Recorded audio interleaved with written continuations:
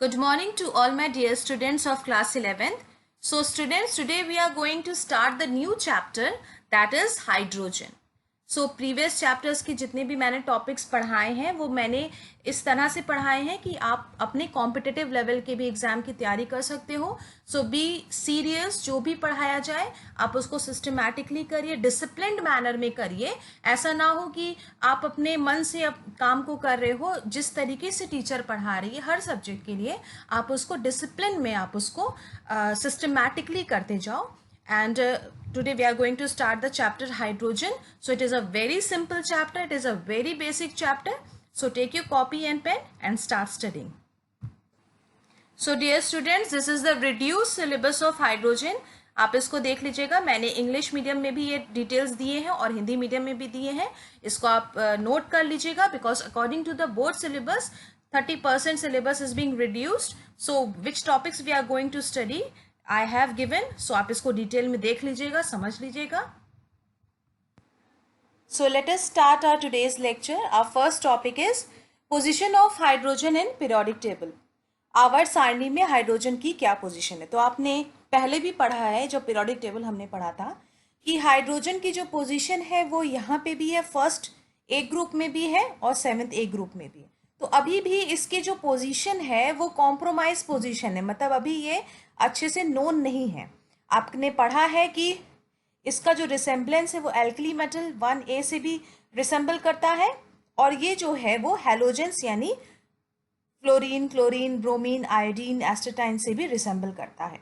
तो आपने ये पढ़ा है ऑलरेडी. इसका कारण क्या है ये मैंने बताया था आपको उस समय भी कि एल्कली मेटल्स की तरह ये मेटल की तरह भी बिहेव करता है इलेक्ट्रॉन को डोनेट करके, और हैलोजेंस की तरह वो एक इलेक्ट्रॉन को एक्सेप्ट कर भी सकता है, नॉन मेटल्स की तरह बिहेव कर सकता है. तो हाइड्रोजन के बारे में हम ये चैप्टर स्टार्ट कर रहे हैं. So it is the inorganic chapter. तो हाइड्रोजन जो है फर्स्ट एलिमेंट है पीरियोडिक टेबल में. आपको पता है कि हाइड्रोजन क्या है, वो फर्स्ट एलिमेंट है. It is the lightest element known. ये सबसे हल्का होता है. If atomic form exist only at high temperature. Atomic form जो होता है वो सिर्फ हाई टेम्परेचर पर ही एग्जिस्ट करता है. It exist as a diatomic molecule. Diatomic molecule मतलब जो दो एटम से मिलके बना हो, तभी आप इसको H2 बोलते हो. That's why it is called as dihydrogen. It was discovered by Henry Cavendish. इसका डिस्कवर हेनरी कैवेंडिश साइंटिस्ट ने किया था 1766 में, और इसका इलेक्ट्रॉनिक कॉन्फ़िगरेशन है 1s1. तो ये आपने ऑलरेडी, ये बहुत बेसिक नॉलेज है. तो इसके पोजीशन के लिए थोड़ा अभी आप आगे चल के डिटेल में पढ़ोगे. ये बेसिक नॉलेज है कि हाइड्रोजन के बारे में, कि ये किस तरीके का नेचर का है, ये फर्स्ट एलिमेंट है, लाइटेस्ट एलिमेंट है. ये सारे बेसिक इंफॉर्मेशन आपको पता होनी चाहिए. So students, let us see the electronic configuration of hydrogen. Electronic configuration हम देखेंगे हाइड्रोजन का. आपको पता है कि हाइड्रोजन के पास एक इलेक्ट्रॉन होता है, ये आपने बेसिक चीज़ें पढ़ी हुई हैं, और ये पॉजिटिव पार्ट जो एटम का होता है that is the nucleus. So hydrogen contain 1 electron and 1 proton. और इलेक्ट्रॉन किस शेल में होता है, फर्स्ट शेल में होता है, जो कि के शेल में होता है. अब हम आफबाव से इसको देखते हैं. अगर आप हाइड्रोजन का इलेक्ट्रॉनिक कॉन्फ़िगरेशन देखो तो 1s1 इस तरह से आप डिनोट करते हो, मैंने ये पढ़ाया है. तो स्मॉल s यहाँ पे क्या है, टाइप ऑफ ऑर्बिटल है. It is a subshell, s orbital है. ये जो ऑर्बिटल के आगे जो 1 नंबर लिखा है, जो बिग फॉर्म में लिखा, that is the main energy level. Main energy level को ये बताता है. और s के ऊपर पावर के फॉर्म में जो लिखा है that is the number of electrons in this orbital. कौन से ऑर्बिटल में, s ऑर्बिटल में 1 इलेक्ट्रॉन है. ये नंबर जो ऊपर पावर के फॉर्म में लिखा होता है वो बताता है कि पर्टिकुलर ऑर्बिटल में कितने इलेक्ट्रॉन्स हैं. So students, late us see the next topic. इसके डिटेल नोट्स को मैं अवेलेबल कराऊंगी जब आपकी कॉपीज आपके पास आ जाएंगी. अभी आप सिर्फ कॉन्सेप्ट पढ़ो. Resemblance of hydrogen with alkali metal. इसके आपको पता है कि एल्कली मेटल की जो रिसेम्बलेंस होती है वो हाइड्रोजन से होती है, और तभी हाइड्रोजन के पोजीशन में कॉन्ट्रडिक्शन है, क्योंकि ये एल्कली मेटल के साथ भी रिसेंबल करता है और ये हैलोजन के साथ भी रिसेंबल करता है. तो किस तरीके से ये एल्कली मेटल यानी कि आपका लिथियम हो गया, sodium, potassium, rubidium, caesium, francium, इनसे ये कैसे रिसेंबल करता है, हम 3 पॉइंट्स में स्टडी करते हैं. इलेक्ट्रॉनिक कॉन्फ़िगरेशन, अब आप ध्यान से देखो, हाइड्रोजन का इलेक्ट्रॉनिक कॉन्फ़िगरेशन आपने पढ़ा 1s1, उसी तरीके से सोडियम जिसका एटॉमिक नंबर 11 है और पोटेशियम जिसका एटॉमिक नंबर 19 है, जब आप अफबाउ प्रिंसिपल से करोगे तो सोडियम का आएगा 1s2, 2s2, 2p6 और 3s1, यानी इसमें भी s ऑर्बिटल में 1 इलेक्ट्रॉन है। नेक्स्ट पोटेशियम के लिए आप देखो तो 1s2, 2s2, 2p6, 3s2, 3p6 और 4s1। तो आप देख सकते हो इलेक्ट्रॉनिक कॉन्फ़िगरेशन एल्कली मेटल का और हाइड्रोजन का सेम है। लास्ट इलेक्ट्रॉन जो है वो s ऑर्बिटल में जा रहा है और सिर्फ एक इलेक्ट्रॉन सब में है। Next is the electropositive character. Electropositive character मतलब कि ये इलेक्ट्रॉन्स को त्यागने की क्षमता रखता है। पॉजिटिव कोई भी आयन पे तभी आएगा जब उसने अपने आउटर मोस्ट शेल से इलेक्ट्रॉन को बाहर निकाल दिया। तो हाइड्रोजन एक इलेक्ट्रॉन को बाहर निकाल के अपने आउटर मोस्ट शेल से H+ में कन्वर्ट हो सकता है, उसी तरीके से सोडियम आयन में कन्वर्ट हो सकता है, और पोटेशियम भी अपने आउटर मोस्ट शेल के एक इलेक्ट्रॉन को बाहर निकाल के पोटेशियम आयन में एग्जिस्ट कर सकता है। ऑक्सीडेशन स्टेट, ऑक्सीकरण अवस्था भी जो है एल्कली मेटल की और हाइड्रोजन की +1 होती है, क्योंकि ये अपने आउटर मोस्ट शेल से एक इलेक्ट्रॉन को बाहर निकालने की, त्यागने की क्षमता रखते हैं, डोनेट करने की टेंडेंसी रखते हैं। That's why they have +1 oxidation state. Now students, let us see the resemblance of hydrogen with halogens. अभी आपने पिछले स्लाइड में पढ़ा कि किस तरीके से एल्कली मेटल के साथ हाइड्रोजन सिमिलैरिटीज रखता है, रिसेम्बलेंस रखता है। Now you are going to study the resemblance of hydrogen with halogens. Halogens क्या क्या होते हैं? Fluorine, chlorine, bromine, iodine, astatine. So first point is the electronic configuration. आपको पता है कि हाइड्रोजन को दो रूल आपने पढ़ा है, लॉ ऑफ ऑक्टेट और लॉ ऑफ ड्यूप्लेट।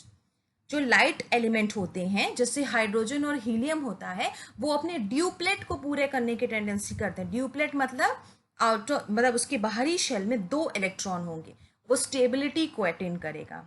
ऑक्टेट भी की ज़रूरत क्यों पड़ी? क्योंकि जब आउटर मोस्ट शेल में 8 इलेक्ट्रॉन होंगे तो वो पर्टिकुलर एटम स्टेबल होगा और अपने नोबल गैस इलेक्ट्रॉनिक कॉन्फ़िगरेशन के नियर होगा। यही कॉन्सेप्ट मैंने बार बार आपको पढ़ाया है। तो let us see resemblance with halogens. Both contain 1 electron less than the nearest noble gas configuration. Hydrogen में आप देखो 1s1 आएगा नियर टू हीलियम, जो कि 1s2 होगा उसका, और हीलियम जो है वो नोबल गैस है। Fluorine 1s2, 2s2, 2p5 near to neon 8. Next, chlorine 1s2, 2s2, 2p6, 3s2 और 3p5। अब आप ध्यान से देखो, फ्लोरीन के आउटर मोस्ट शेल में p ऑर्बिटल में 5 इलेक्ट्रॉन है और उसके पहले s ऑर्बिटल में 2 इलेक्ट्रॉन है। तो टोटल कितने इलेक्ट्रॉन हो गए? 7 इलेक्ट्रॉन। तभी जो है फ्लोरीन की वैलेंसी जो होती है वो 7 होती है। उसी तरीके से आप क्लोरीन में देखो, 3s2 में 2 इलेक्ट्रॉन है और 3p5 में 5 इलेक्ट्रॉन है, तो 5 और 2 7, तो क्लोरीन की भी वैलेंसी 7 हुई।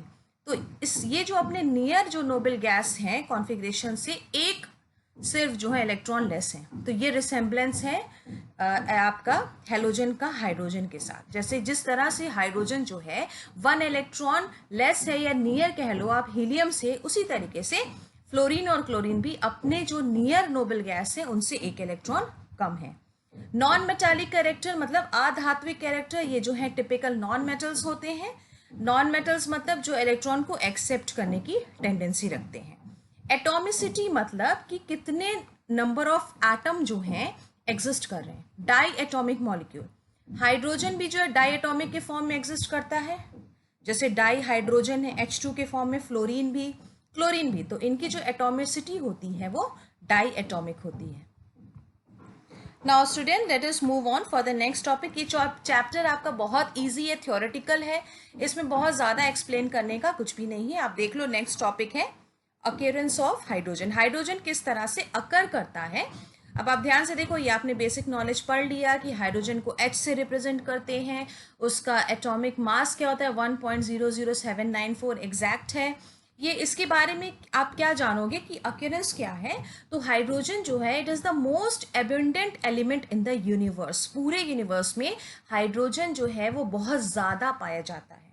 It is present in combined state as water, coal, animal and vegetable matter, all organic compounds contain hydrogen as an essential constituent. तो आप ये कह सकते हो कि अक्यूरेंस हाइड्रोजन का पूरे ब्रह्मांड में, पूरे यूनिवर्स में बहुत ज़्यादा, सबसे ज़्यादा पाया जाता है। ये कंबाइंड स्टेट में भी पाया जाता है, जैसे कि water, coal, animal, vegetable matter में, और ऑर्गेनिक कंपाउंड जो कि कार्बन से मिलके बने हैं उसमें भी हाइड्रोजन जो है एक बहुत ज़रूरी कॉन्स्टिट्यूएंट या पार्ट होता है।